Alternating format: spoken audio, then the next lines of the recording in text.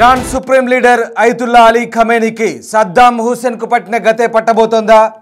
ఐతుల్లా Ali Khamenei ప్రస్తుతం అగ్రదేశాలకు లొంగిపోబోతున్నారా లేదా అగ్రదేశాలే అతన్ని ఎలిమినేట్ చేయబోతున్నాయా? ఇప్పుడు ఇదే సందేహాలు ప్రపంచవ్యాప్తంగా వెల్లువెత్తుతున్నాయి. అయితే సైనిక పాలన దిశగా ఇరాన్ వెళ్ళబోతున్నట్టుగా తెలుస్తోంది. ఇప్పటికే ఇరాన్ సుప్రీం లీడర్ ఖమేనీ బంకర్లోకి వెళ్లారు. ఓవైపు అమెరికా అలాగే ఇజ్రాయెల్ నిఘా సంస్థలు అతన్ని వెంటాడుతున్నాయి. తన జాడ తెలియకుండా ఖమేనీ జాగ్రత్త పడుతున్నట్టుగా తెలుస్తోంది. అయినా ఖమేనీని నిఘా వర్గాలు వెంటాడుతున్నాయి. నార్త్ ఈస్ట్ టెహ్రాన్ వైపు బంకర్లో ఖమేనీ ఉన్నట్టుగా గుర్తించినట్టుగా తెలుస్తోంది. కొడుకు ముజ్తాబాతో పాటు కుటుంబ సభ్యులను తీసుకొని బంకర్లోకి ఖమేనీ వెళ్ళినట్టుగా తెలుస్తోంది. మిలిటరీ అధికారాలన్నీ ఐఆర్జీసీకి అప్పగించినట్టుగా సమాచారం. ఇజ్రాయెల్ దాడుల నేపథ్యంలో అధికారాలను supreme council of the Iran మిలిటరీకి అప్పజెప్పినట్టుగా తెలుస్తోంది. ఇస్లామిక్ రెవల్యూషనరీ గార్డ్స్ కార్ప్స్కి ఖమేనీ మరిన్ని బాధ్యతలు ఇచ్చినట్టుగా తెలుస్తుంది. ఈ నేపథ్యంలో ఖమేనీ భద్రతకు సంబంధించే ప్రస్తుతం ఆసక్తికర చర్చ జరుగుతుంది. ఇంతకీ ఐతుల్లా అలీ ఖమేనీ బతికే ఉన్నాడా లేదా బంకర్లో ఉండి పరిపాలన సాగిస్తున్నాడా? ప్రస్తుతం ఇక తమకు ఓపిక నశించింది, ఖమేనీ లొంగిపోవాలంటూ అమెరికన్ ప్రెసిడెంట్ డొనాల్డ్ ట్రంప్ హెచ్చరికలు జారీ చేస్తున్నారు. అంతేకాదు ఖమేనీ ఎక్కడ దాక్కున్నాడో కూడా తమకు తెలుసంటూ మర్యాదగా లొంగిపోమంటూ ట్రంప్ వార్నింగ్ ఇస్తున్న నేపథ్యంలో ఇక అంతే ధీటుగా అటు ఖమేనీ కూడా స్పందించారు. ఆల్రెడీ యుద్ధం మొదలైంది, కాచుకో అంటూ ఖమేనీ కూడా ఎక్స్లో స్పందించారు. మరోవైపు ఇటు ఇజ్రాయెల్పై భారీ దాడులు కూడా మళ్ళీ ఇరాన్ తెగబడుతోంది. ఇరువైపులా దాడులు కొనసాగుతున్నాయి. ఈసారి ఏకంగా ఇరాన్ ఇజ్రాయెల్పై భారీ క్షిపణులను వదులుతోంది. హైపర్సానిక్ క్షిపణులను ఇరాన్పై దాడి చేస్తుంది. దీంతో ఒక్కసారిగా ఇజ్రాయెల్ కూడా వాటిని ఎదుర్కోలేని పరిస్థితి కనబడుతోంది. ఈ నేపథ్యంలోనే ఇరాన్ ఇజ్రాయెల్ మధ్య పరస్పరం భీకర యుద్ధం కొనసాగుతుంది. ఏకంగా ఇరాన్ వదిలిన మిస్సైళ్ల దాడిలో ఇజ్రాయెల్ యొక్క మొసాద్ ప్రధాన కార్యాలయం టెల్ అవీవ్లో ధ్వంసమైందంటే ఇరాన్ కూడా ఏ స్థాయిలో ఇక్కడ దాడులకు దిగుతుందో మనకు కనబడుతోంది. ఈ నేపథ్యంలోనే ఇక వార్లోకి ఖచ్చితంగా అమెరికా దిగబోతుందని సంకేతాలు కూడా వెలువడుతున్నాయి. అమెరికా అధ్యక్షుడు వరుస ట్వీట్లో ఇదే అంశానికి బలం చేకూరుస్తున్నాయి. ఎక్కడున్నా మర్యాదగా లొంగిపోమంటూ ఇరాన్ సుప్రీం లీడర్ని హెచ్చరిస్తున్నారు. అంతేకాదు ఇక మా ఓపిక నశించేదాకా చూడొద్దంటూ కూడా ఇరాన్కు గట్టి హెచ్చరికలు పంపుతున్న పరిస్థితి. ఇప్పటికే అటు అమెరికాకు చెందినటువంటి సైనిక పటాలమంతా కూడా ఇరాన్ వైపు వెళ్తున్నట్టుగా తెలుస్తోంది. బ్రిటన్కి సంబంధించినటువంటి సైనిక సామర్థ్యం కూడా ఇటు ఇజ్రాయెల్ వైపు మోహరించారు. ఇజ్రాయెల్కి అనుకూలంగా బ్రిటన్కి సంబంధించినటువంటి యుద్ధ నౌకలు కూడా ఇప్పటికే బయలుదేరాయి. పశ్చిమ దేశాలు కూడా ఇండైరెక్ట్గా మద్దతు పలుకుతున్నాయి, వెనకాల నడిపిస్తున్నాయి. అలాగే G7 దేశాలన్నీ కూడా ఇజ్రాయెల్కి ఓటు వేశాయి. ఈ నేపథ్యంలో ఇక ఇరాన్ 37 దాడి తప్పదా అనే వార్తలు వినిపిస్తున్నాయి. అదే కనుక జరిగితే భారీ యుద్ధమే సంభవించే అవకాశాలు కనిపిస్తున్నాయి. ఈ నేపథ్యంలో ఇరాన్ కూడా అంతే ధీటుగా స్పందించే అవకాశాలు కనిపిస్తున్నాయి. ఇరాన్ దగ్గర కూడా భారీ స్థాయిలో మిస్సైళ్ళు, భారీ సంఖ్యలో డ్రోన్లు, మిస్సైళ్ళు కూడా ఉన్న నేపథ్యంలో ఇక యుద్ధం ఎంత తీవ్రంగా ఉంటుందో, ఎంతటి భారీ యుద్ధంగా పరిణమిస్తుందనే ప్రస్తుతం ఆసక్తికరంగా మారుతున్న పరిస్థితి.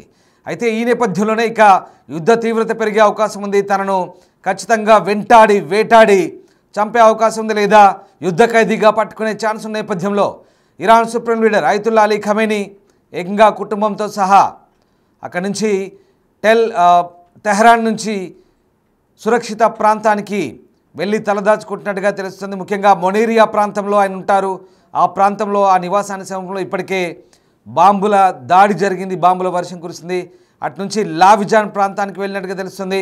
అటువైపు నుంచి ఇక గూఢాచారి వర్గాలు కనిపెట్టడంతో మరొక సురక్షిత ప్రాంతానికి తరలి వెళ్ళినట్టుగా తెలుస్తుంది. మొత్తం మీద Israel America target Ayatollah Ali Khamenei.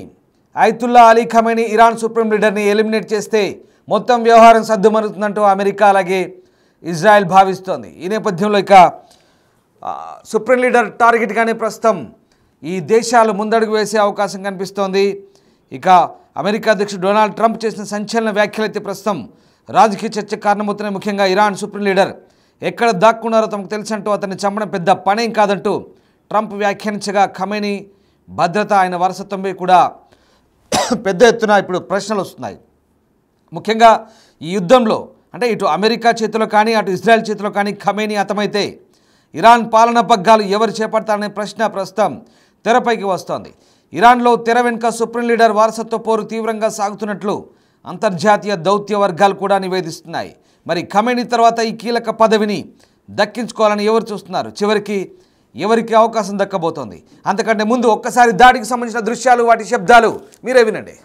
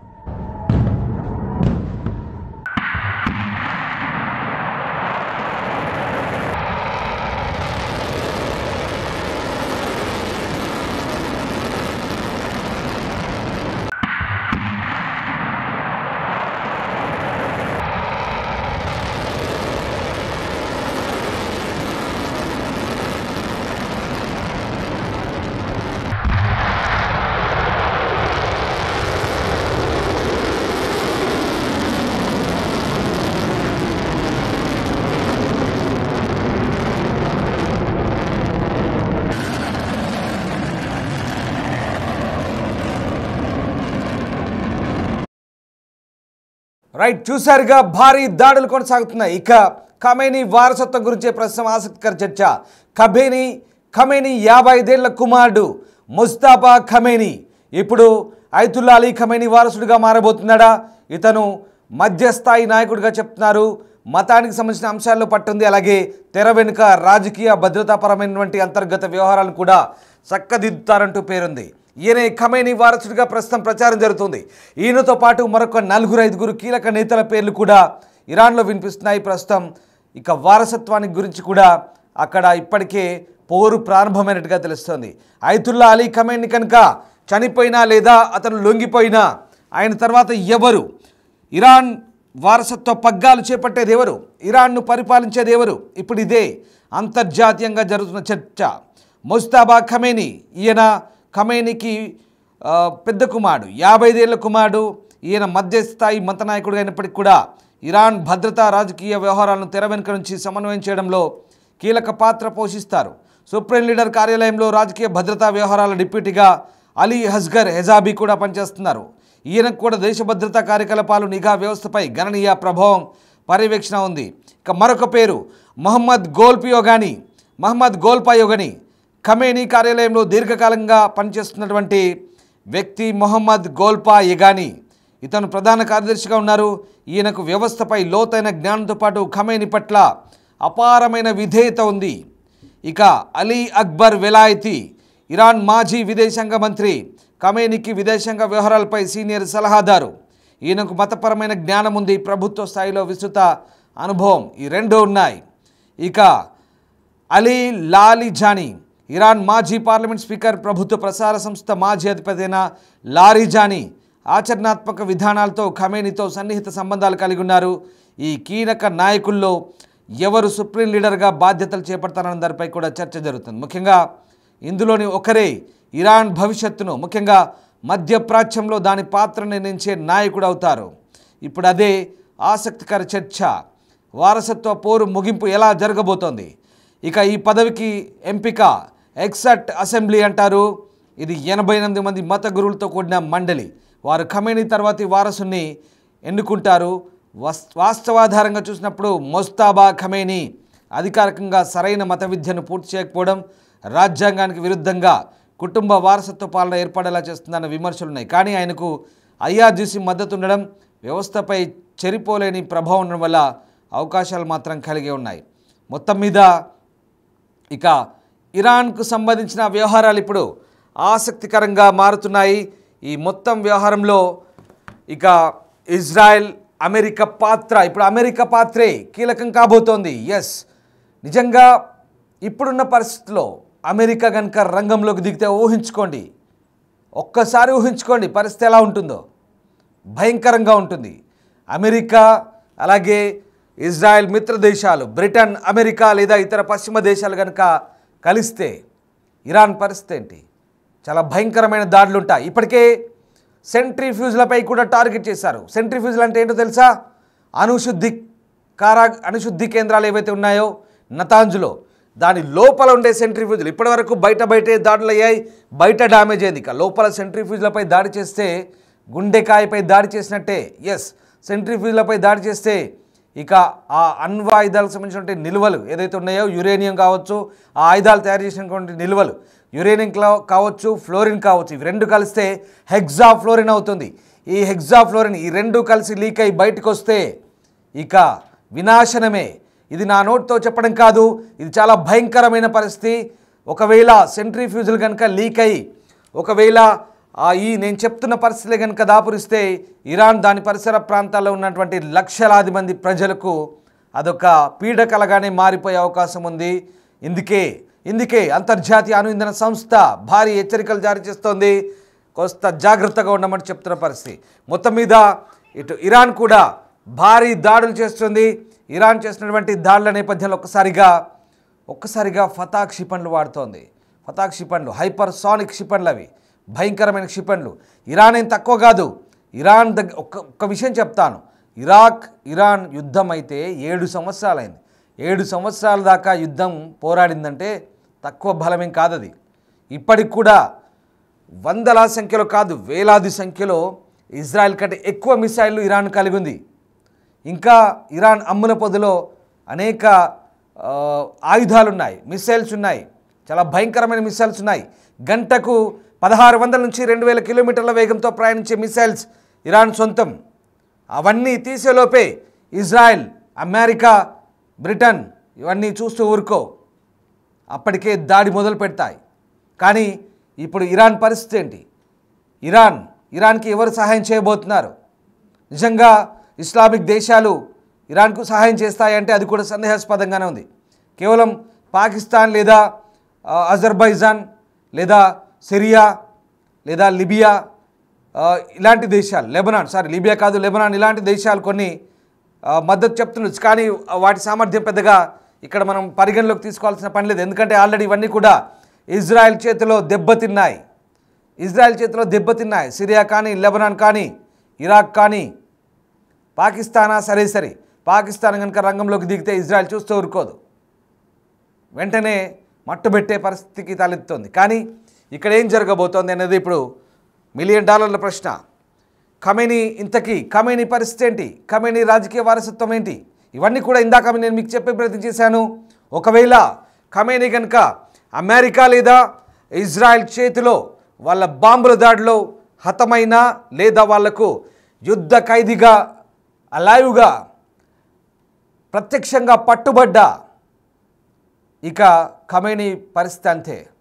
ఖమేనీకి 2 దాడులున్నాయి, లొంగిపోవడమా లేదా చనిపోవడమా.